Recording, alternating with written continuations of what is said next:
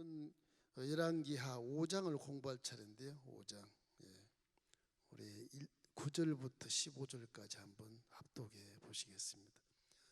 나아만이 이에 말들과 병거들을 거느리고 이르러 엘리사의 집 문에 서니 엘리사가 사자를 그에게 보내 이르되 너는 가서 요단강에 몸을 7번 씻으라 네 살이 회복되어 깨끗하리라 하는지라 나아만이 노하여 물러가며 이르되 내 생각에는 그가 내게로 나와 서서 그의 하나님 야훼 이름을 부르고 그의 손을 그 부위 위에 흔들어 나병을 고칠까 하였도다.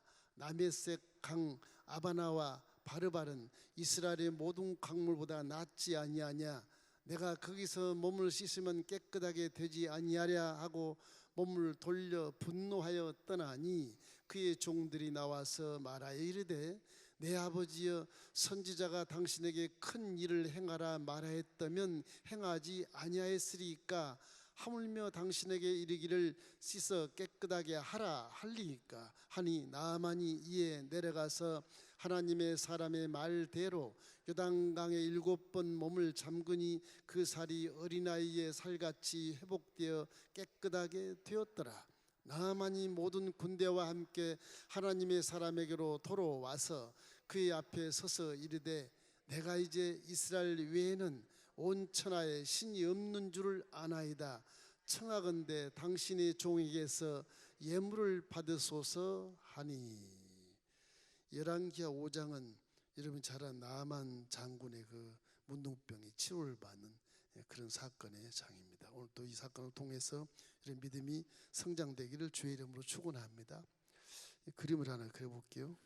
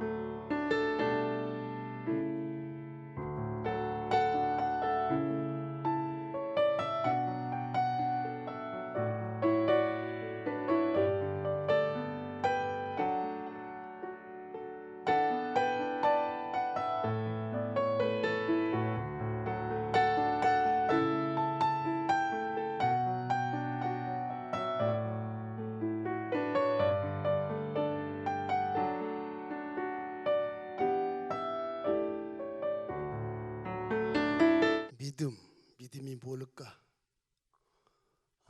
믿음의 근본을 알아야 믿음을 알아요. 믿음의 근본은 사랑입니다. 사랑. 이 믿음의 근본은 사랑이에요. 우리가 그냥 믿어서 무슨 기적을 바란다 그런 것인데 사실은 사랑의 바탕을 두고 있어요. 믿음은. 하나님도 인류를 사랑하기 때문에 말씀 육신이 되어 오셔서 죄를 용서하게 되신 육체가 죽은 그 엄청난 그런 사랑을 우리에게 보여준 것처럼 사랑함으로 우리를 선택한 것이고 그 선택한 사랑의 그 증거가 십자가 대속의 복음이고 그래서 우리를 자녀를 삼아주신 것도 사랑해서 삼아주신 것이고 또 사랑해서 성령을 자녀에게 보내주신 것이고 전부 사랑이에요. 사랑은 온전한 것이고 믿음은 부분이에요. 부분.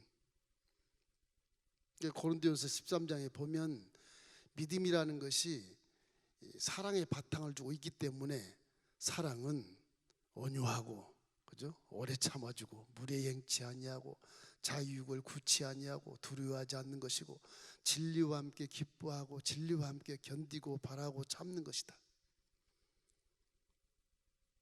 믿음 우리가 잘못 착각할 때 사랑이 없으면서 믿음이 있습니다. 그건 믿음이 아니에요. 반대. 반드시 사랑이 속에 숨어 있어야 돼요. 그래야 기적이 나타나고 그 사랑의 성품의 믿음을 타고 흘러 들어와서 하나님의 기적을 나타내 주는 겁니다. 그 믿음의 경지에 서려면 이 서커스단의 이런 그 그네뛰기 하는 걸 보면요, 가족이 가족, 그들은 한 가족이 유랑하면서 서커스단을 운영을 해서 돈을 벌어 먹고 살았지 않습니까? 거의 가족들이 다 실내로 똘똘 뭉쳐 있거든요. 믿음이라는 경지가 바로 이거예요. 여기 믿음이에요. 믿음.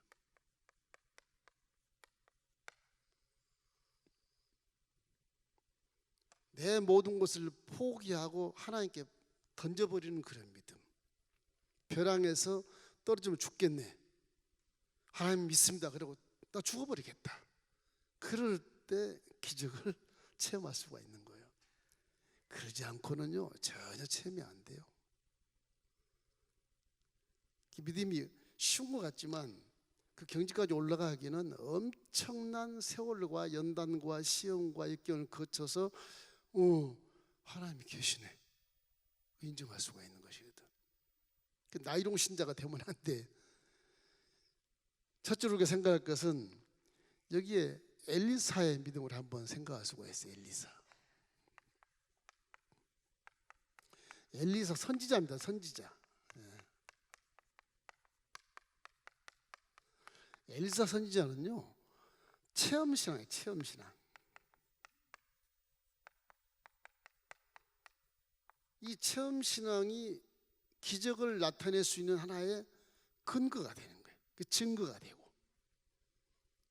지난 시간에 배웠던 엘리사는 12개의 소를 모고 쟁기를 지고 막 밭을 갈았던 농부거든요. 농부. 이게 무슨 학문이 있는 것도 아니고 힘이 센 것도 아니고 그냥 농사 짓는 그냥 소박한 청년에 불과한 거거든요.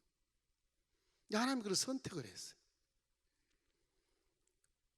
왜 그랬을까 가만히 생각해보면 지금 엘리사의 끝을 보면 잘할 수가 있어요. 와, 이 사람은 싹이 너무너무 좋은 거예요.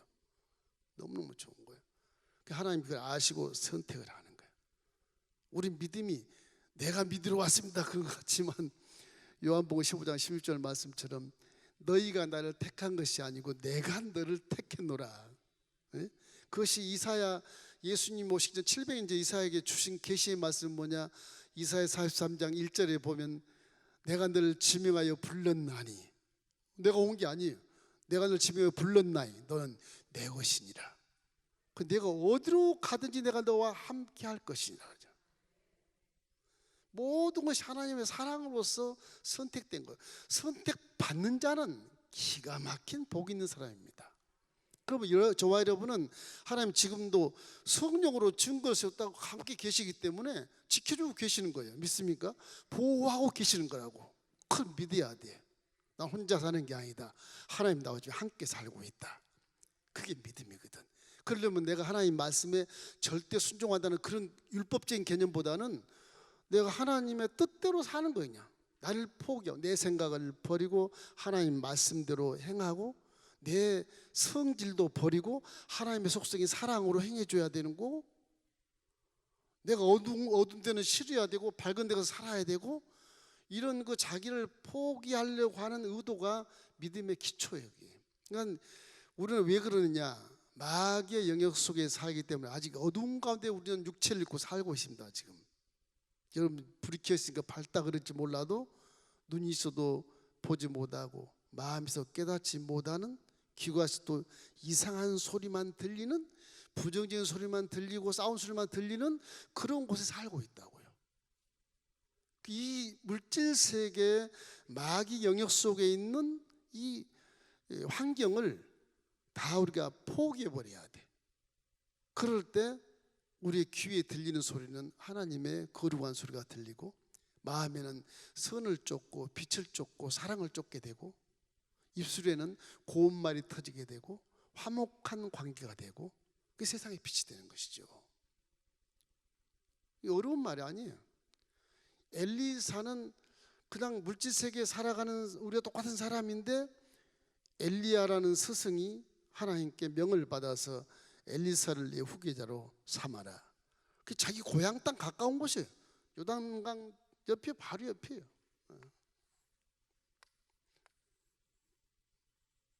이 갈릴리면 이게 사해고요. 예루살렘 얘기가 있어.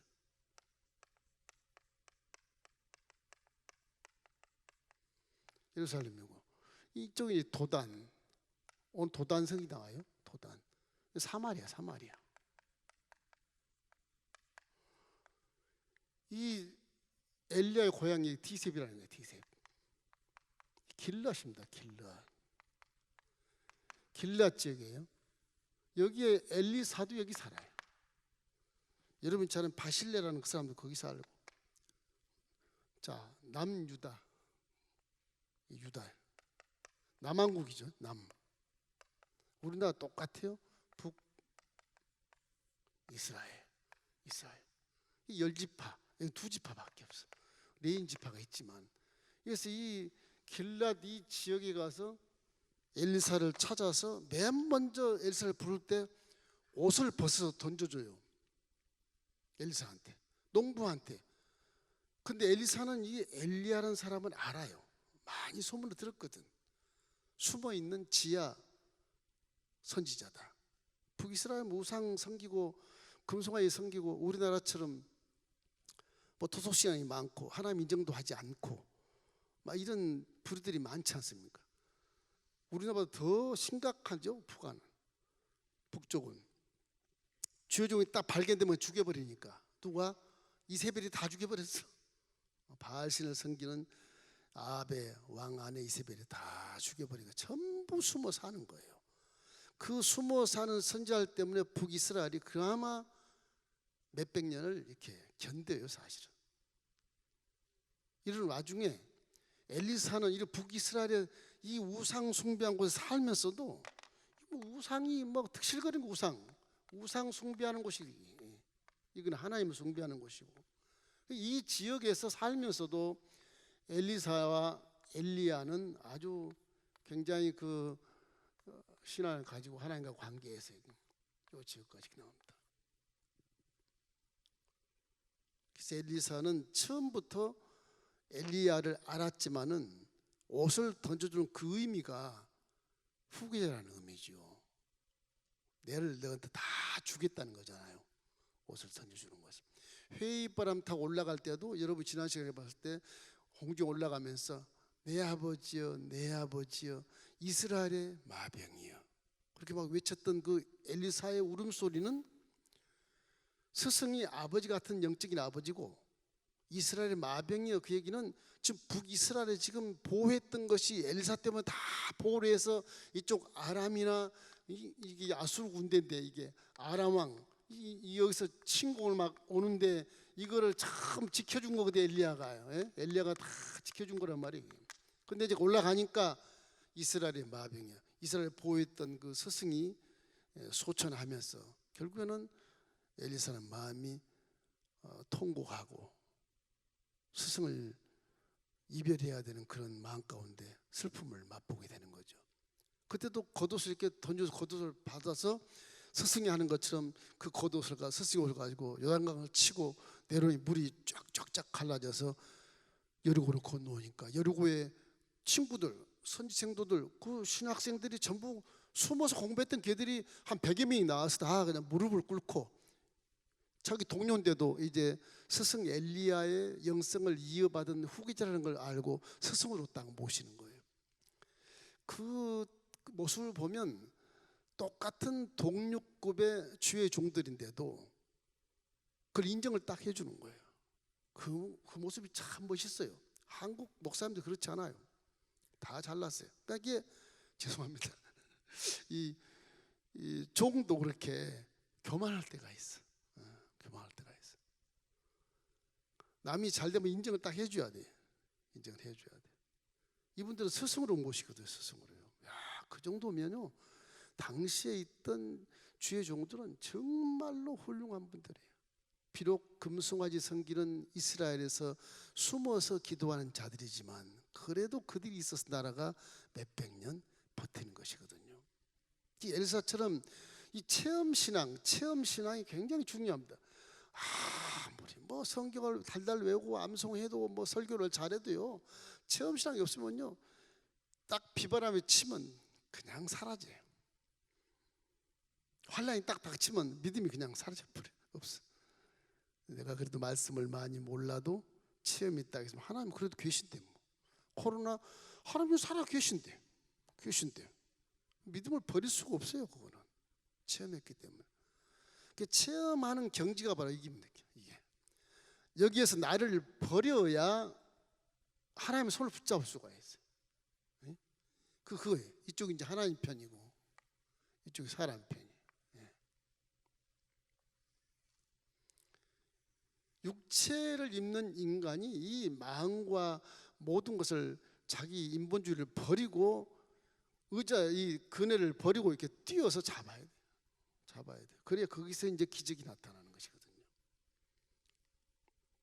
예수는 항상 어떤 견물생심이라 그러죠. 뭘 보면 막 탐나는 거, 갖고 싶고 막 이런 거 있죠. 주의해야 돼. 여기 엘리사는 나만 장군이 왔어. 알아, 엘리사가 왔는데 뭐 그냥 엄청난 그 돈을 많이 가져오고 술에 싣고 오고 부하들과 함께 좋은 외투 그것도 몇 벌 가져오고 굉장히 많이 예물을 가져와요. 병을 낫기 위해서. 이 나만 장군은 이제 여기 사람입니다. 아람 이쪽 국방 장관이 국방 장관쯤 돼요. 이 사람이 문둥병이 걸렸어. 나병, 성경에 나병이라고 되어 있는데 나병. 그 성경에 보면 그는 굉장히 존귀한 자라고 되어 있어요. 이방 나라 사람이지만 그는 존귀한 자니라. 그래서 아람에게 신임을 굉장히 제일로 받고 충성스러운 장군이거든요. 근데 결함이 있는 게 이게 나병이 걸린 거예요. 문둥병이 걸린 거예요. 그러니 얼마나 겉으로는 멀쩡한 계급장을 달고 황금수를 타고 말을 타고 그 어떤 장군의 모양을 가진 위험 있는 그 장군이 속으로는 다 지금 썩어 문드러지는 마음을 갖고 있다는 거죠. 자기 피부를 보여줄 수 없는 결함. 집에서는 부인도 알고 여종이 알아요. 여종은 또 이 당시에 아람이라고 하는 나라는요, 그 다음에 아수르로 가가지고 굉장히 제국이 되는데 저 아람 나라가 굉장히 강합니다. 북이스라엘이 항상 경계에도 그냥 탈취해가고 사로잡아가고 그래요. 여기 있는 나만 장군의 집에도 이스라엘에서 사로잡아온 소녀 종이 하나 있어. 그 종이. 거기서 장군집이니까 식모살이를 해도 잘 먹고 잘 살겠지만 사로잡은 여인이라 장군의 소유권을 갖고 있는 거죠. 그 여종이 여주인에게 말을 해. 우리 주인님이 나병에 걸렸는데 이스라엘 가면 선지한테 가면 고칠 것인데 이런 소식이 들리나 봐요. 이 복음이 완전히. 그래서 나만 장군이 그 아이가 하는 말이 너무너무 진솔하고 확실히 참 말을 하니까 아람왕에 가서 제가 이 병을 낫게 하고 오겠습니다. 이스라엘로 보내주십시오. 거기 엘리사라는 선지자가 있다는데 허락해 주십시오. 그럼 제가 갔다 오겠습니다. 그러니까 이제 아람 왕이 조서를 보내 이스라엘 왕에게 보내가지고서 우리 국방장관이 병 치료를 위해서 당신 나라의 엘리사 선지자를 만나러 간다. 그러니까 이제 이스라엘에서 난리가 난 거예요. 이쪽에서 또 침공한 줄 알고 그냥 사마리아 땅에서 막 비상시국이 되고 계엄령이 막 내려지고 그런 입장이거든요. 그래서 오게 돼요. 이 국방장관의 모습은 엘리사를 모르잖아요. 잘 몰라요. 그 엘리사는 그런 국방장이 왔는데도 밖에도 안 나가봐요. 당연히 영접해야 외국의 그런 유명한 훌륭한 인사를 영접해야 당연한 것이잖아요. 종이라면, 그죠? 사람이라면 안 나가요. 무례하죠. 그 강대국도 아니고 아주 약소국에서 무리하지 않습니까? 저 당장 들어가서 죽여도 상관없을 만큼 그렇게 엘리사가 인간적으로 보면 아주 무례한 그런 행동을 딱 하고 있는 거야. 종을 보내가지고 얘기를 해. 인사 필요 없다. 저 밑에 보이는 요단강에 가서 옷을 홀랑 벗고 7번 몸을 씻어라. 너무 황당하잖아요. 첫 인사가. 이거 무리하기 짝이 없잖아요. 누구든지 그렇게 생각할 겁니다 아마. 근데 엘리사의 믿음이란 건 뭐냐 그러면 예물도 안 봐. 그 장군의 그런 의미 있는 그런 계급도 안 봐요. 안 본다고. 보면 사람의 믿음이 흔들릴 수가 있어요. 그런 거예요. 제자들이 밤에 이렇게 풍랑에 이래서 배가 뒤집어질 만큼 됐을 때 예수님이 유령같이 이렇게 나타나시잖아요. 유령이다. 그런데 베드로는 주님 같아. 주님이면 나로 향하여 오라 하소서. 그래 베드로야 와라. 그 물을 쪼부쪼 갔단 말이야. 가다가 바람이 있는 풍랑을 보고 빠져버리잖아요. 그것도 실제를 기록하는 것인데 뭘 의미하냐? 문제를 바라보지 말라는 거예요. 믿음이란 건 무서워하는 게 아닙니다. 믿음은 하나님이 함께 계시기 때문에 무서워하지 않고 그냥 자기를 다 맡겨버리는 게 하나님 앞에. 맡겨버리니까 두려울 게 하나도 없어요. 믿음이 크면 두려움이 작아집니다. 할렐루야. 믿음이 크면 걱정도 사라지게 돼 있어요. 그것이 믿음인데 우리는 걱정하면서 믿고도 막 걱정하면서 믿어. 이게 될까 안 될까. 그래서 사람의 생각을 버리는 것이 믿음이거든요. 우리가 생각하는 은혜는 뭐냐? 갈라디아서 2장 20절처럼 사도 바울이 내가 이제 십자가에 함께 그리스도와 함께 못 박혀 죽었다. 이제는 내가 사는 것이 아니고 내 안에 예수 그리스도께서 사시는 것이라. 그럼 내 생각은 버리고 예수님의 말씀을 따라 내 몸이 순종만 하면 되는 것이거든요. 순종만 하면. 그런 경지가 바로 이런 경지, 공간의 경지, 잠깐의 경지. 저거는 하나님 손 못 잡는다 떨어져 죽는데 그거를 감안하고 그냥 맡겨버리는 거예요. 나 죽겠습니다. 하나님이 선택한 자 하나님이 가만두시겠습니까? 틀림없이 살려주게 돼 있어요. 틀림없이. 저런 경지를 여러 번 체험하다 보면 와 오늘 또 기적이 나타난다. 오늘 하나님 나한테 무슨 좋은 일을 주실까 기대가 되고 소망이 되는 겁니다.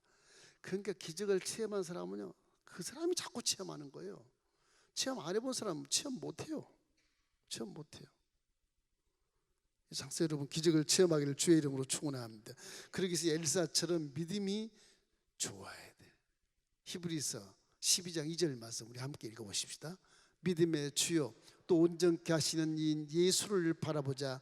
그는 그 앞에 있는 기쁨을 위하여 십자가를 참으사 부끄러움을 개의치 아니하시더니 하나님 보좌 우편에 앉으셨느니라. 주님이 누군데? 하나님 본체신데, 하나님 본체신데 사람의 모양으로 내려와서 그것도 종의 형체로 내려와서 그것도 십자가에서 홀랑복 십자가에서 달려 죽으신 그 부끄러움을 이게 인간적으로 생각하면 이게 도저히 용납할 수 없고 내 자존심이나 체면에 용납할 수 없는데 부끄러움을 참으사 죽으시니 하늘 보자 우편에 영광스러운 우편에 앉아 계신다. 믿음이 보면 이 굴곡이 이렇게 골짜기 사망의 골짜기 내려가서 수치당하고 체면도 다 손상되고 나는 이게 세상에서 이제 아주 그냥 알아주니 하나도 없이 나는 바보 천치로 살았다. 그리고 완전히 땅바닥에 떨어져서 있을 때 그 죽을 때 하나님이 건져주시는 거예요. 이 떨어질 때 잡아주시는. 떨어질 때 내가 올라갈 때 잡질 않아요. 떨어질 때 잡아. 떨어질 때 그니타이가 그런 의미를 많이 우리 가르쳐요. 저기는 분명히 사랑이 있습니다. 왜 떨어져? 내가 하나님을 사랑하니까 믿습니다. 저 서커스 하는 가족이 가족. 저걸 오빠가 동생을 잡아주는 거예요. 동생이 오빠를 믿는 거지 가족인데.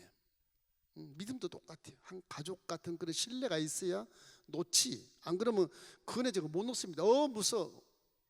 못해요. 혼자 대롱대롱 매달려서 하는 거예요. 얼마나 힘들겠어요. 근데 하나님은 우리를 건져주신 능력이 계시다. 이래서 문제를 바라보면 사람이 계산적인 사람이 되고 인본주의 삶을 살기 때문에 하나님 경지에 도달할 수 없다. 믿음이란 건 마라톤 선수가 막 달려가다가 뒤에 바톤을 탁 넘겨줬을 때 그게 믿음이에요. 이게. 내가 자꾸 다니면 나만 힘들어. 이게 던져줄 때 그때 믿음이 되는 거예요. 그분이 달려가서 힘으로 달려가서 1등을 하게 되는 것이거든. 딱 그런 이치가 똑같아요. 내 힘으로 하는 것보다는 하나님이 내 대신 띄워주는 거, 그 1등 하는 거죠. 그런 것이거든요. 이렇기 때문에 가장 중요한 나를 어떻게 하면 포기할 수 있을까? 그게 가장 여러분과 저에게 준 숙제입니다. 숙제. 너 물질 포기해. 너 지식 포기해. 교만, 명예 다 포기해. 어떻게 살라고? 하나님이 그럼 도와주신다. 거기에 손을 잡을 수 있어야 돼. 난 하나님 없어 차라리 내 물질하고 살 겁니다. 천년 말자. 결국 후회하게 된 거예요. 인생 후회를 한 거예요. 천년 만에 살 수도 없는 것이지 않습니까? 후회하는 것입니다. 그래서 항상 엘리사는 하나님의 영광을 위해서 계급도 안 보고 두려워하니까 안 보고 혹시 내가 그것 때문에 믿음이 약화될까 봐 안 보고 예물도 보지 않는 겁니다. 하나님 영광을 위해서. 영광을 위해서. 얼마나 유혹이 많은지 알아요? 저도 평신도 때고 때가 평신도 때요. 조장했어요. 조장 한 8년 6개월 했는데 그때는 막 귀신도 막 많아가지고 쫓아내고 막 그런 체험을 하도 많이 했으니까 언젠가 얘기했는지 모르겠습니다. 그 자양동이라는 성동구 자양동에서 한 초신자 3개월 된 할머니께서 예수를 믿어서 그 집을 신방을 해봤었는데 밤 12시 반에 갑자기 전화가 오는 거예요. 그때 신학 입문에서 전사는 아니지만 신학 입문 신학생이에요. 선지생도. 김석균 조장님이 지금 장로가 되는데 그분이 전화가 와서 한밤중 12시 반에 야간 공부하고 딱 들어왔는데 전화가 온 거예요. 민 조장 신방 가야 돼. 왜 온 거야? 지금 귀신들이 난리가 났어. 가보니까 이제 미국에서 음악 전공하는 아들 4분이 와서 이렇게 앉아 있더라고요. 근데 이 얘기를 들으니까 그 며느리가 장로교를 다녀요. 이제 미국에서 교회를 다녀. 그 며느리가 신앙에 체험 있는 사람이 보니까 목사님이 참 잘 가르쳤어요. 예수님을 쫓으면 귀신 따라간다. 그러니까 이 며느리가 시어머니를 위해서 딱 가슴에 안차를 하고 우리 어머니 속에 있는 이 귀신을 떠나갈지다 하다가 귀신이 옮겨버린 거예요.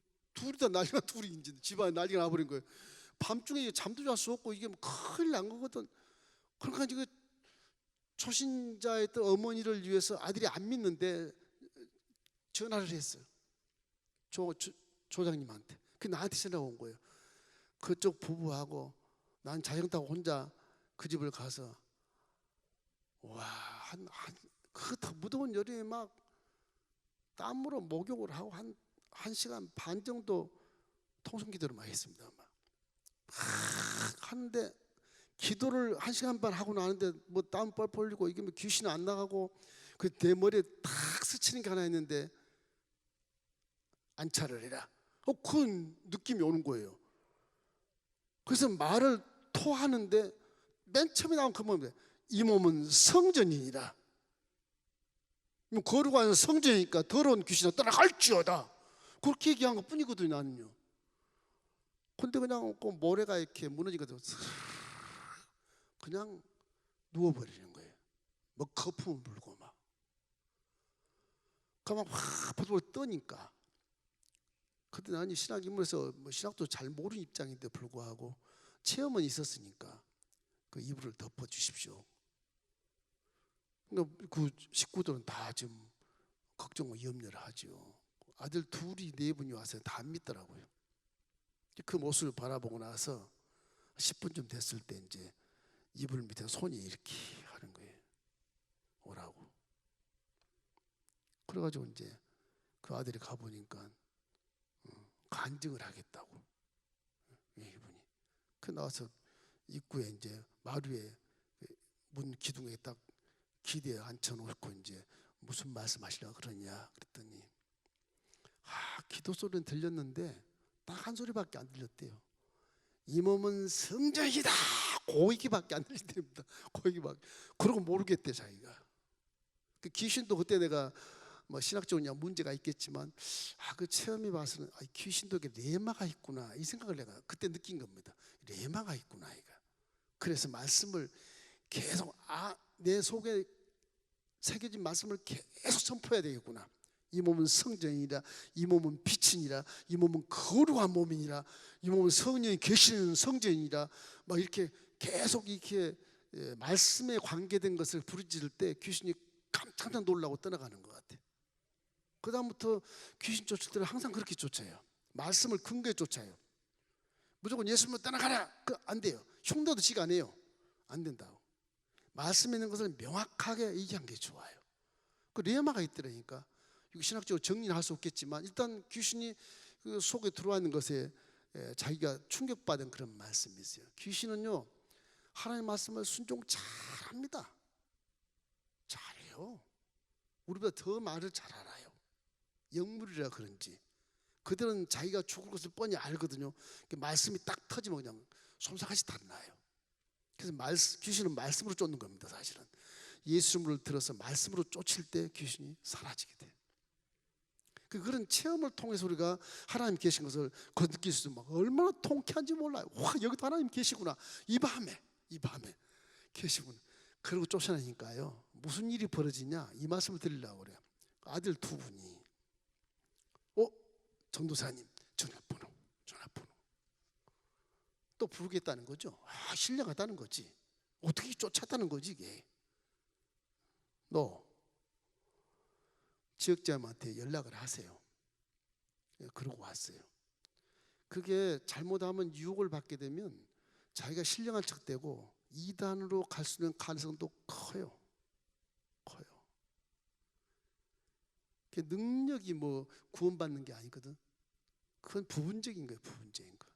서두에 말한 것처럼 믿음이란 건 사랑에 바탕을 두고 해야 되는 것이고 그 사랑은 내가 하나님을 사랑하기 때문에 모든 영광을 하나님께 돌려야만 마땅한 거예요. 은사는 안 받아도요 제가 처음에 보면 옆에 사람이 죽을 지경에 취해서 하나님 그 사람 사랑하잖아요. 그럼 바로 가까이 있는 새신자한테도 가서 기도해 줘라 그렇게 해요. 그렇게 하시더라고. 꼭 뭐 은사가 있어 네가 거기 멀리 거기서 구말장천에 가서 비행기 타고 가서 고쳐주라 그런 게 아니야. 하나님 말씀은 무소부재하시잖아요. 무소부재가 어디든지 다 계시거든요. 그래서 저와 여러분을 사용해서 귀신을 쫓아내고 질병을 치유하게 만들어 주는 겁니다. 여러분 다 그런 권세가 있어. 택하신 족속이죠. 왕같은 제사장이죠. 하나님의 그런 기이한 빛에 들어온 자들이기 때문에 하나님 여러분을 자녀 삼고 성령이 계시기 때문에 여러분도 귀신을 얼마든지 쫓을 수 있어요. 할렐루야.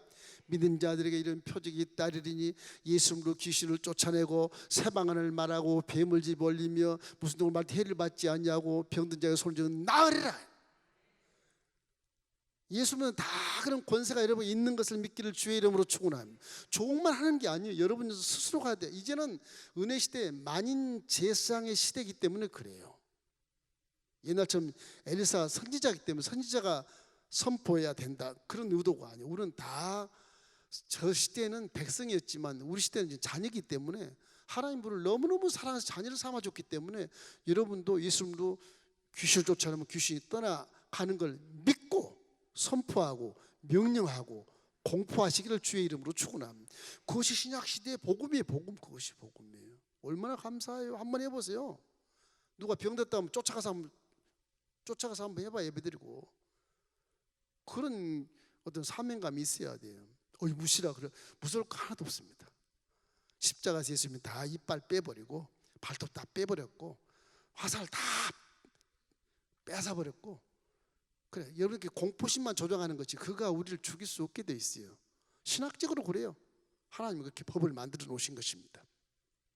이래서 영광을 위해서 예물도 받지 않고 장군의 계급도 보지 않는 엘리사를 우리가 존경하는 마음으로 그분의 믿음이 딱 100% 지키기 위해서 안 나가는 거예요. 인간의 생각과는 전혀 다른 행동을 하게 돼요. 그래서 핍박도 받고 우리가 뭐 안티들도 많이 바라보고 교회를 욕하는 사람도 있고 그러지만 몰라서 그런 거니까 그걸 우리가 인내할 수 있지 않겠습니까? 그래서 항상 우리 언제나 주의 종의 말이라는 것을 참 하나님이 말씀한다고 생각한 것처럼 저와 여러분도 말씀대로만 입에서 터지면 그 말씀이 영광이 되게 되고, 그 말씀이 여러분의 기적이 되게 되고, 그 말씀을 하게 되면 마귀는 떠나가게 되고 좋은 일을 만나게 되고 환경이 바꿔지게 되는 거예요. 자꾸 어두운 말하고 귀신 말을 하니까 환경이 자꾸 어두워지는 겁니다. 이게 그러니까 망할 것 무슨 뭐 그런 얘기 하지 마세요. 나는 흥한다, 나는 성공한다. 이 하나님 말씀은 항상 지금도 살아서 역사한 것을 믿기를 주의 이름으로 축원합니다. 히브리서 4장 12절 말씀 우리 함께 읽겠습니다. 하나님의 말씀은 살아있고 활력이 있어 좌우의 날선 어떤 검보다도 예리하여 혼과 영과 및 관절과 골수를 찔러 쪼기까지 하며 또 마음의 생각과 뜻을 판단하나니. 말씀이 살아있습니다. 여러분 말씀도 살아있어. 그러니까 상대가 말하면 상처도 받고 기쁘게도 하고 그러지 않습니까? 말씀 그거 알면서도 말씀이 글씨지 왜 살아있나 이렇게 질문하신 분이 계신데 그러잖아요. 말씀은 소리기 때문에 살아서 지금 역사하고 있어요. 창세기 수천 년 전에, 수만 년 전에 원창조 때도 이게 많은 말씀이 지금도 화살같이 돌아다니다가 어느 순간에 가슴에 팍 박히면 그 사람 선택된 자예요. 화살처럼 돌아가요. 말씀이 지금도 살아서. 여러분이 한 말씀, 몇 년 전 말씀 여러분 뒤통수에 빡 한번 칠 때 있지 않습니까? 아이 그때 잘못했구나. 그걸 알게 돼. 말씀은 그게 살아있는 겁니다. 살아있는 거. 하나님 말씀하시면 그 다음은 순종하고 믿는 거예요. 환경을 무시해도 좋아요. 엘사처럼 환경을 무시해도 좋다. 그럼 환경을 바라보지 말고 하나님만 바라보고 말씀을 선포해라 그런 겁니다. 환경을 바라보니까 자꾸 걱정스러우니까 이게 될까 말까 믿음이 약해져 버리잖아요. 우리도 이 세상 살면서 환경이 너무 치우쳐서 집착해서 사는 경우 때문에 믿음이 사라지게 되는데, 환경을 엘사처럼 아예 안 봐버리고 그냥 하나님과 독대해서 말씀이 선포되면 그 말씀이 살아서 운동력이 있어서 매인 것을 풀어주고 돌아다니는 귀신을 묶어버려준다. 믿으시기를 주의 이름으로 축원합니다. 그래서 말씀에 그래서 순종하라는 거예요. 무조건 순종하는 것이 아니고 그 속에 사랑의 바탕이 있는 믿음이 있느냐? 그러면 순종해 봐라. 그런 것입니다. 사무엘상 15장 22절 말씀 순종. 사무엘이 이르되 야훼께서 번제와 다른 제사 그의 목소리를 청종하는 것을 좋아하신 같이 좋아하시겠나이까? 순종이 제사보다 낫고 듣는 것이 수양의 기름보다 나으니. 제사보다 낫다. 예배보다 순종이 낫다. 바른 믿음이라는 거죠. 그런 것을 말씀하십니다. 둘째는 나만의 믿음을 봐요.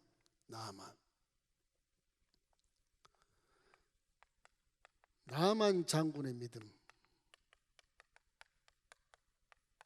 이 나만의 믿음은 완전히 인본주의입니다. 세상 물론 아람 나라니까 뭐 하나님 믿지 않겠죠. 아람 나라 자기 신을 믿는 거죠. 자기도 신들이 있거든. 님문신하고 있거든. 여기로 가면. 이래서 나만이 신하들을 거느리고 말을 타고 아주 웅장한 모습으로 도단성에 있는 엘리야 집을 딱 방문했는데 이 엘리야라는 사람이 나와보지도 않고 종을 시켜서 나한테 요단강 저 흙탕물 같은 저곳에서 7번 홀딱 벗고 제 부하들 앞에서 홀딱 벗고 몸을 씻으란 말이냐. 이런 괘씸한 놈이 어디 있냐. 근데 희한하게 나아만 장군이 그 칼로 저 집을 부셔버리라 그러지 않고 부인하는데 그냥 안 하고 그냥 가요. 그거 난 좀 신기해. 또 왜 그랬는가? 두려워서 그랬는가? 심리는 파악할 수 없겠지만 뭐 아람왕 장군인데 도단성 가봐야 사람이라고 상당히 멀거든요. 한 22km 떨어져서 멀어요. 그래서 도단성에 있어서 그 집 다 부셔버리고 뭐 엘사 죽여버리고 가도 아무 문제가 없어요. 근데 희한하게 그렇게 분노하면서 이런 괘씸한 놈이 있나. 물론 나라와 나라 사이에 여러 가지 어떤 관계는 있겠지만 싹 돌아가요. 거기 참 다행인 것 같아요. 제가 읽을 때 보면 이거 죽여버렸으면 어떻겠나 싶을 정도인데. 이래서 그 어린 아이의 그 복된 소식을 들은 나아만 여기까지 온 것은 대단한 어떤 확신을 갖고 온 거거든요. 근데 나아만의 오만이 문제. 교만. 이 교만이라는 건요, 하나님이 제일 싫어합니다. 이 교만이.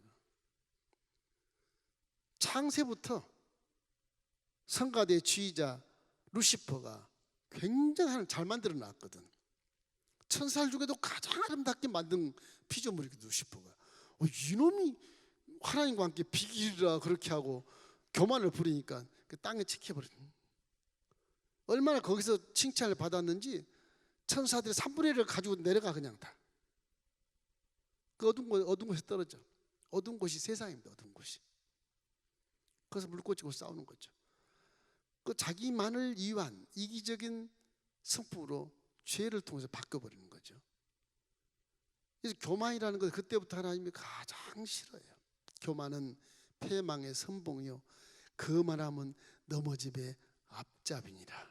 아주 기가 막힌 말씀을 잠언의 말씀이에요. 교만은 하나님이 가장 싫어하는 것을 알게 되시기를 주의 이름으로 축원합니다. 그래서 나하만의 교만은 사실은 다메섹 저 국방 장관이지 않습니까? 그 나라에서 왕의 신임을 첫 번째로 받은 대단한 사람이거든요. 이 사람이요. 하나님도 그에게 존귀한 자라고 말을 했었어요. 위방 사람이지만 그 남부럽지 않게 잘 나가던 그 나하만 장군이 결국 이 몸의 결함, 이 문둥병이 걸린 그 결함 때문에 지금 이렇게 이스라엘에 정말 이름도 몰랐던 엘리야 선지 앞에서 이렇게 정말 망신을 당하고 내가 이방가서 일복금 씻으라고 왕이 그렇게 말해도 할뚱말뚱한데 이방 땅에 있는 적국의 하찮은 나라의 선지자라는 사람이 감히 나를 어떻게 홀딱 보고 부하들 앞에서 7번을 씻으라고. 말이 안 되는 거죠. 자기 입장에서. 사람은요 누구나 한 가지쯤 장점이 있고 한 가지쯤 단점이 있더라고요. 단점을 사용하지 마십시오. 항상 내 장점을 사용하는 게 좋아. 장점을 사용하면 단점이 싹 가리워져요. 가리워집니다. 그 지혜가 좀 필요해요. 내가 잘한 것이 무엇인가 장점을 활용해버리면 그 누구보다 잘할 수 있거든. 근데 이게 단점을 사용하면 하나님 별로 안 좋아하시거든요. 그래서 성경에는 니네들 생각을 다 십자가에 못 박아 버리라. 사도 바울이 그걸 실시한 거예요. 실시하니까 약함에도 불구하고 강한 역사가 나타나거든요. 그 신기할 정도로 내가 약하니까 하나님 나를 통해서 귀신을 쫓아내고 죽은 자도 살리시네. 그 바울은 그걸 체험하니까 이제 내가 약해져 버려야 되겠다. 이제부터 내가 스카이 대학을 나오고 스펙 있는 사람인데 국회의장까지 한 사람들이 약해져 버려. 아무것도 아닙니다. 그래야 되겠다. 그렇게 활용하다 보니까 약한 걸 자랑하다 보니까 하나님이 그 약한 걸 들어 사용을 이렇게 하는 거예요. 그 기적을 계속 체험하는 거예요. 사도 바울은. 그래서 4차 전도연까지 가는 이유가 거기 있는 겁니다. 사실은 내가 가이사 앞에 가서 하나님 영광을 내가 드러내야 되겠다. 내가 바보같이 가가지고서 예수를 믿으라 그러면 주 구원을 받으라. 그렇게 해야 되겠다. 저는 미친놈 아니냐. 그래서 그렇게 해야 되겠다. 그 희한한 그런 체험 때문에 자신을 더 낮추려고 애를 쓰는 거예요. 조그만 입이 살아도 딱 맞고. 그가 누굽니까? 어마어마한 사람이거든. 사도 바울이라는 사람이. 나만도 마찬가지. 이렇게 엘리사가 직접 나오지도 않고 그렇게 무시를 하니까 이야 이거 참 기가 막히지 않습니까? 혹시 우리도 이런 게 있는지 몰라. 엘린교회 와서 내가 존경을 받고 환영을 받고 대우를 받아야 되겠는데 저 인간들이 나를 존경하지 않네? 뭐 그런 분이 있을지도 몰라요. 응? 가끔 있을지도 몰라.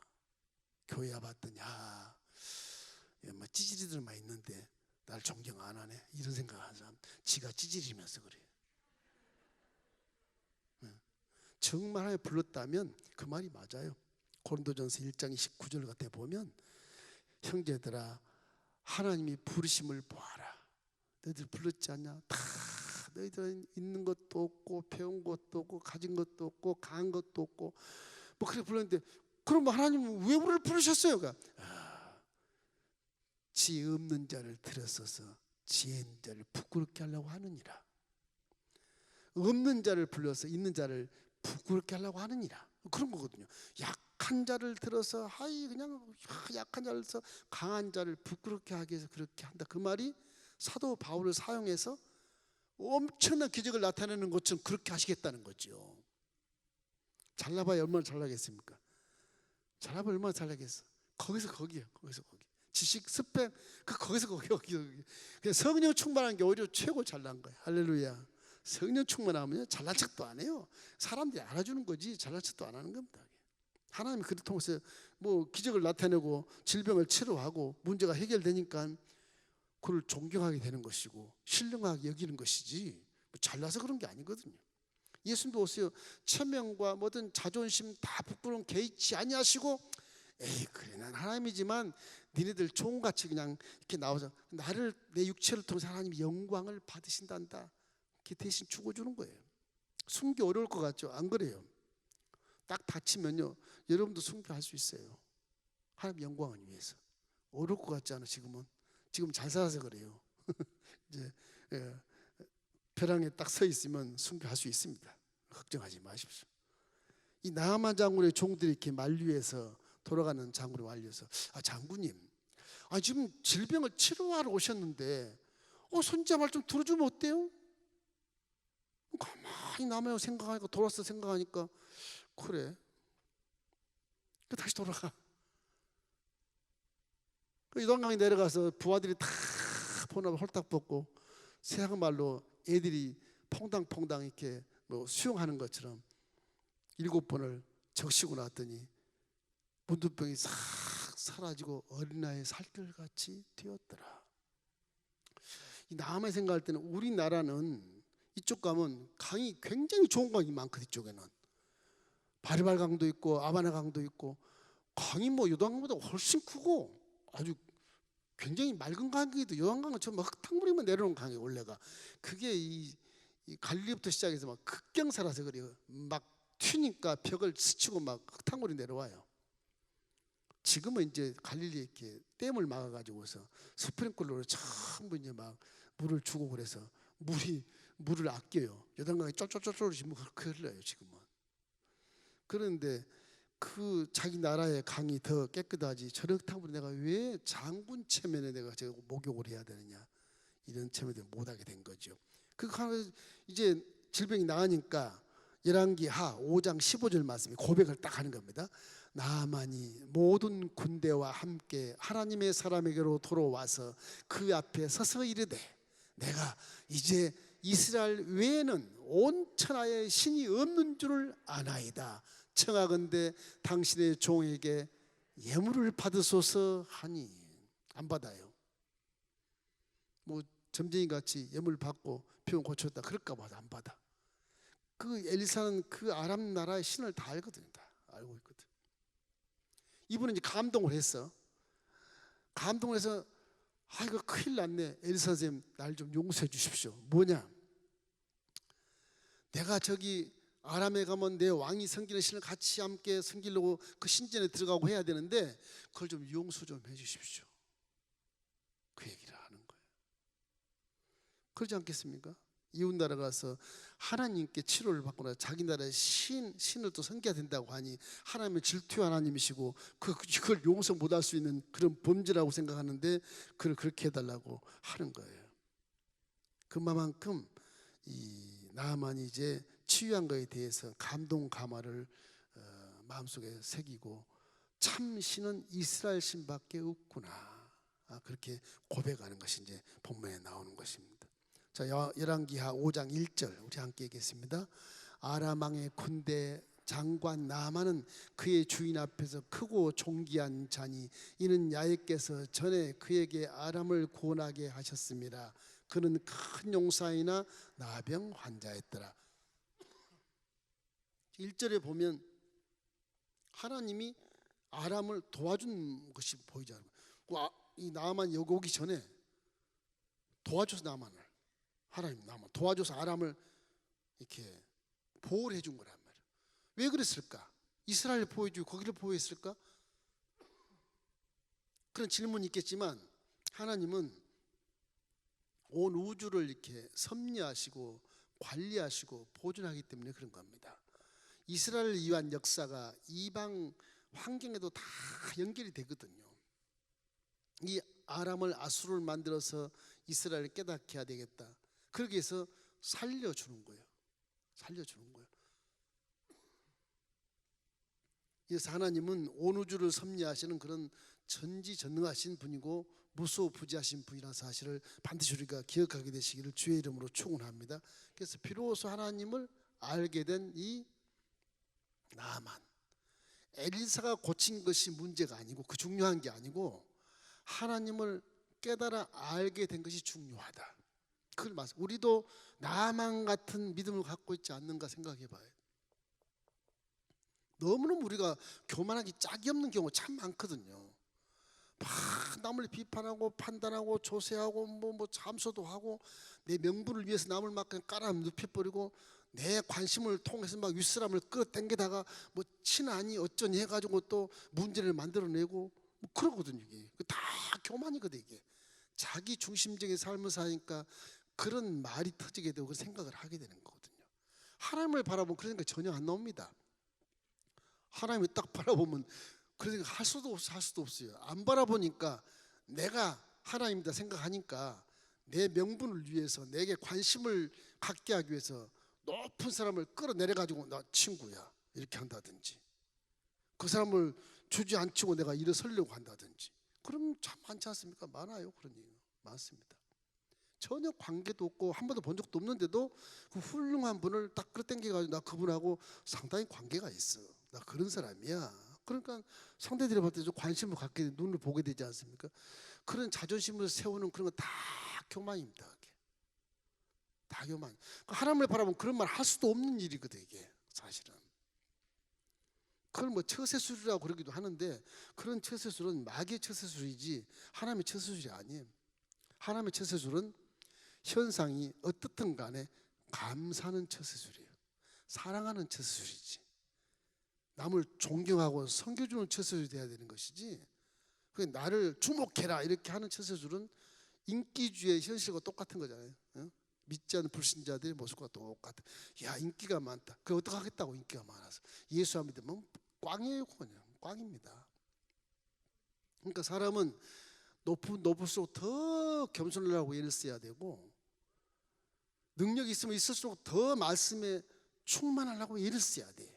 기도를 더 하려고 애를 써야 되고 그냥 이렇게 높여주는 게 아니에요. 높여준 만큼 네가 기도하고 말씀에 충실해야 된다. 그래야 실수를 안 해요. 이게 그 스스로 자기도 지킬 수가 있고 잘못하면 저주받게 되는 거지. 이게 하나님과 관계에서 멀어지게 되면 여기서 보면 병에 걸린 것도 하나님을 알게 하려는 은혜이기 때문에 이방 나아만 사람도 저렇게 선택되지 않는 사람도 저렇게 하나님이 도우시고 또 하나님 역사를 위해서 앞으로의 미래를 위해서 살려두시고 이스라엘에게 교훈을 주려고 이렇게 아람을 살려주는 입장이 있지 않습니까? 하나님은 다 섭리하신데 그 시대에 사는 사람들 그걸 모르지만 그 후시대에 사는 사람은 그걸 알게 되는 것도 깨닫는 자가 복이 있어요. 그러니까 깨달은 자가 복이 있는 것입니다. 그래서 불치병에 걸리거나 죽음을 앞에 두고 있는 것도 우리는 저주같이 여기지만 저주가 아니에요. 하나님을 바로 만나는 기회가 되는 거예요. 기회가 항상 그렇게 생각해야 돼. 그걸 절대 긍정의 생각이라고 그래요. 현실은 저주 같은데요? 아니야. 그 저주를 통해서 저 심령에 지금 하나님이 만나고 있어. 그런 것이거든요. 그러니까 항상 우리는 저주의 말 하지 말기를 주의 이름으로 축원합니다. 그래서 이 나아만 장군의 교만을 볼 때 딱 우리와 비슷한 마음이 돼. 상천하지의 하나님, 유일하신 그 하나님의 은혜를 잊지 않는 나아만 장군이 엘리 선생님이여 이스라엘 흙을 좀 떠주십시오. 왜? 이 흙을 좀 가지고 와서 우리 나라에 갖다 놓고 내가 하나님을 기억하겠습니다. 이 나아만 장군의 처음과 끝이 전혀 다르지 않아요? 은혜를 받으니까 완전히 사람이 바뀌어버리잖아요. 불신자도요 아무리 악한 사람이라도 예수를 딱 믿어버리면요 우리보다 더 선한 자가 돼요. 판단하면 안 돼. 그래서 언제 예수 믿을지 몰라. 저 사람 누구를 통해서도 우리는 택한 자를 모르니까 무조건 전도만 하지만 이래서 사람은 누가 누구를 정죄할 자격이 없다. 비판할 자격이 없다.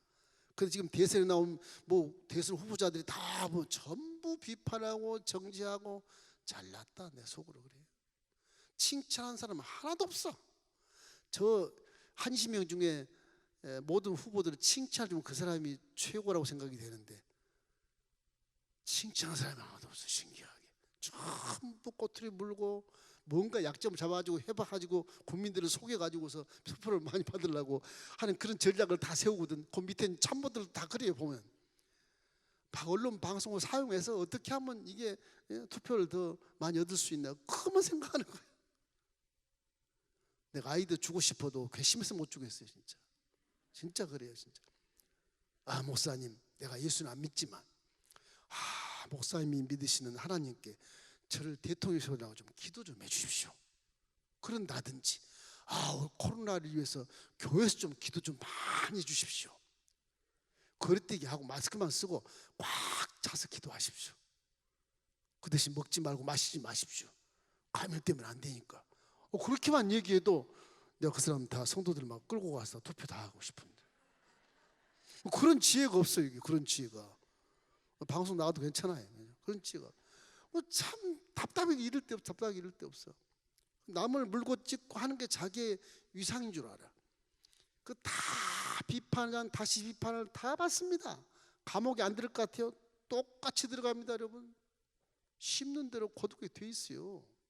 죄송한 게 아니고는 진리가 그렇게 되는 거예요. 심는 대로 거두리라. 그러니까 우리가 생각하는 것이, 말하는 것이, 행하는 것이 하나님 보시기에 합당해야 되는 거야. 합당. 제 아무리 잘나도 하나님보다는 잘나지 못했잖아요. 그걸 깨닫지 못한 자들이 어리석은 것입니다. 이래서 여기서는 나아만 장군이 이스라엘 하나님이 참신임을 깨닫게 된 것, 이것이 아주 중요한 것. 열왕기상 5장 18절 말씀 우리 함께 읽겠습니다. 오직 한 가지 일이 있사오니 야훼께서 당신의 종을 용서하기를 원하나이다. 곧 내 주인께서 림몬의 신당에 들어가 거기서 경배하며 그가 내 손을 의지하심에 내가 림몬의 신당에서 몸을 굽히오니 내가 림몬의 신당에서 몸을 굽힐 때 하나님께서 이 일에 대하여 당신의 종을 용서하시기를 원하나이다. 아니, 이제 우상 숭배한 그 나라 가서 국방장관이 왕의 손을 부축하면서 가서 림몬 신당에서 절을 해야 되는데 이걸 용서해 주십시오. 이 은혜를 아는 자고 하나님을 아는 자거든요. 이게 틀림없이, 그죠? 그런 고백을 하는 걸 보면 우리도 이런 고백을 해야 돼. 하나님, 내가 세상 나가 예배일 땐 좋은데 세상 나가서 내가 혹시 범죄했을 때 용서해 주소서. 그 말과 똑같은 거예요. 그래서 저는 나만 장군의 믿음은 거짓인 것이고 인본주의고, 나중에 하나님을 알고 나서 고백한 이 고백은 정말 우리에게 교훈이 되는 고백이에요.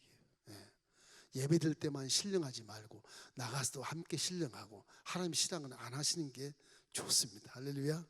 그래서 저는 자꾸 성장해서 하나님의 영광을 나타내는 그런 기적적인 그런 일을 이렇게 세우는 아들, 딸 되기를 주의 이름으로 축원합니다. 여러분도 다 할 수 있어요. 세 번째, 게하시의 믿음이 있어요.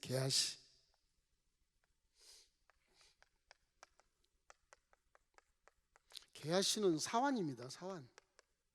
엘리사의 종이에요. 엘리사 종. 이 종이 말하는 거 보면 그 당시 북이스라엘의 현상을 얘기한 것 같아요.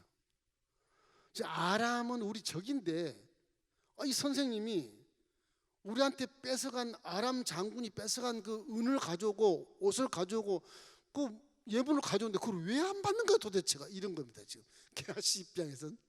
게하시는 어떻게 보면 애국자로 생각할 수도 있어요. 어떻게 보면 애국자로 생각할 수도 있어요. 자기 구복을 채우는 것으로 보이긴 한데 그 북이스라엘 당시, 엘리사 당시의 국민 정서가 아람은 원수. 근데 엘리사 선생님이 병을 고쳐주고 왜 그걸 안 받는 거예요? 그 귀한 걸 왜 안 받아? 그걸 보내니까 몰래 가가지고서 우리 선생님이 예물을 달라 합니다. 은혜 한 달란트하고 옷 2벌 주십시오. 그냥 남하고 내려와가지고, 그래 내가 은 2달란트를 주마. 그리고 옷도 주고 죽었어요. 그 게하시가 이제 두 부와 함께 이렇게 그걸 짊어지고 와서 언덕 위에, 이제 도다색이 언덕이 이렇게 있어요. 언덕 위에 꼭대기에 이제 엘리사 집이 있어요. 그건 어떻게 보면 지형으로 보면 영적인 어떤 지위도 느낄 수가 있고 그런 곳입니다. 거기 가서 다 숨겨놓고 거짓말을 해. 너 어디 갔다 왔냐? 아무도 안 갔는데요. 그래, 말에서 내려와서 너를 맞이한 자가 누구였더냐? 그래, 은이 그렇게 좋더냐? 옷이 그렇게 좋더냐? 지금 그걸 받을 만한 때라고 네가 생각하냐? 하나님 입장에서 보면 그걸 받을 이유가 전혀 없거든. 받을 이유가 없어요. 인간의 욕심으로 받을 이유가 있겠지만 지금 그 나라의 정세가, 국민 정세 자체가 애국심이 있다고 하나 그걸 빼앗는 욕심의 그런 정서가 아니고 하나님을 잘 믿어야 된다고 하는 거지요. 자, 열왕기하 5장 20절 우리 한번 읽어볼까요? 하나님의 사람 엘리사의 사환 게하시가 스스로 이르되 내 주인이 이 아람 사람 나아만에게 면하여 주고 그가 가지고 온 것을 그의 손에서 받지 아니하였도다. 야훼께서 살아계심을 두고 맹세하노니 내가 그를 쫓아가서 무엇이든지 그에게 받으리라 하고, 저 사람은 다 빼앗아갔던 것을 가지고 왔다는 거죠. 애국심의 발로일 수도 있어요. 참 중요한 것 같긴 한데 이게 단순한 탐심이 아니고 애국심을 빙자해서 탐심을 가졌다, 그렇게 생각할 수 있잖아요. 우리도 신앙생활 속에 이래요. 하나님을 빙자해서 내가 욕심을 채우려고 한다든지, 뭐 하나님을 빙자해서 뭐 내가 선교를 가야 된다, 그래서 뭐 물질을 취한다든지, 뭐 하나님을 빙자해서 이렇게 기도했으니까 뭐 대가를 지불해 달라든지, 안 주면 하나님이 너 저주할 거야 이렇게 한다든지, 그런 것들이 있지 않겠습니까? 이단들을 보면은. 그래, 그런 부분들이 문제가 돼요. 그러니까 항상 제가 말하지만 우리 교회는 민목사에게 여러분을 함께 이렇게 만나게 하시고 양무리처럼 이렇게 가리키고 함께 천국까지 가는 곳이기 때문에 밖에 있는 종들 훌륭하시죠. 훌륭하세요. 그러나 이 목회 리더의 그런 목양에서 리더의 소리를 들어야 그 양이 목자 음성을 듣고 목자도 양 음성을 들을 수 있거든요. 밖에 가봐야 음성 못 듣습니다. 제가 외부 강사 잘 초청 안 하잖아요. 그런데 저보다 설교를 잘한 분을 세워도 여러분 은혜를 못 받더라고요. 왜 그런지 아세요? 목자의 음성 소리를 알기 때문에 그러는 거예요. 그러니까 입에서 그런 말이 나오잖아요. 목사님 설교하시지 왜 초빙했냐고. 초빙할 이유는 있어요. 목회 별미도 드려야 될 뿐만 아니라 또 깨닫지 못한 자 깨닫게 할 수 있는 그런 기회도 가끔은 있어야 되거든요. 내가 부족하니까. 그런 가운데 하다 보면 이렇게 목장이라는 개념으로 생각을 하시면 절대 실수 안 해요. 목장이 아니라고 생각하니까 담을 튀어나가서, 양이 담을 튀어나가서 다른 곳에 풀을 뜯고 있다면 그 사자밥이 될 수도 있어요. 나가면 목장 안 지켜주니까. 유리한 양이라고 그래요. 그거 참 중요합니다. 그래서 게하시 같은 믿음이 게 문제가 있어요. 스승은 굉장히 훌륭하신데 이 종이 이게 믿음이 없어서 인본적인 생각을 하는 거예요. 지금 나아만과 똑같은 믿음 같은 느낌이 들잖아요. 스승이 계신데도 저 아람은 우리 원수야, 저거라 죽여도 싼데 왜 우리 뺏어갔던 물품을 왜 안 받아? 응? 우리 선생님 애국자가 아닌가? 그게 또 판단할 수도 있어요. 왜 교회가 잠잠하냐? 왜 목사님이 나가 데모를 안 하느냐? 그런 소리 제가 들어요. 나는 하나님 원하시는 것이 또 있어요. 절대 판단하면 안 돼요. 너무 그렇게 극단적으로 가는 것은 약간 문제가 있다. 하나님 그렇게 안 가도요 다 정리하십니다. 그래서 스승의 뜻과 다른 부분은 애국심으로 인정을 하지만 사람이 항상 이중심리가 있다는 것을 우리가 생각할 때 실수를 많이 하게 된다. 왕하 5장 24절 한번 읽겠습니다. 언덕에 이르러서는 게하시가 그의 물건을 두 사환의 손에서 받아 집에 감추고 그들을 보내 가게 한 후, 그렇게 했습니다. 언덕에다 다 감추고 이제 엘리사의 선생에게 들어가서 어디에 갔다 왔냐, 거짓말 하는 것이죠. 절대 안 갔습니다. 결국은 엘리사는 다 보고 있거든요. 얼마나 믿음이 좋으면 장군이 안 해도 문도 안 열어보는 그런 배짱 좋은 선지자지 않습니까? 하나님이 딱 자기를 알고 계시니까. 결론을 아니까 하나님도 못 가게 하는 거고, 나만 장군도 왜 안 나오는 게야? 그래도 네 교만을 없애려고 안 나오게 하는 거고, 하나님이 지금 섭리하는 거예요. 뭐 엘리사가 믿음이 좋아서 안 나간 게 아니고 하나님 못 나가게 하는 거예요. 나만을 깨우치게 하기 위해서 못 나가게 하는 거예요. 나만은 괘씸하다고 그러지 않습니까? 오해하는 거죠. 그런 거예요. 사람이 그럴 수 있어요. 그러니까 이 엘리사의 영성이라고 하는 것은 게하시 종도 어떻게 하는지 다 알고 있어 벌써. 종이 그걸 모르겠습니까? 기도를 많이 하는, 그렇게 신령한 기도를 하고 기적을 나타내는데 그걸 모르겠습니까? 네가 말에서 내려온 자와 함께 기뻐하면서 그랬지 않냐. 그러니까 다 본 것처럼 얘기하니까 그냥 무너지는 거죠. 네 속에 그 나만 장군하고 친해서 거짓말했으니까, 하나님께 영광을 가렸으니까 너는 문둥병이 걸릴 것이다. 게하시가 문둥병이 걸려버려요. 무서운 저주, 무서운 저주. 엘리사는 목숨을 걸고 안 나갔는데 게하시는 자기 애국심을 가지고 간 것 같지만 하나님 영광을 가리는 행동을 했기 때문에 결국 저주로 떨어지는 거죠. 이런 결과가 났게 돼요. 이래서 야고보서 1장 15절 말씀 항상 우리 기억하셔야 돼요.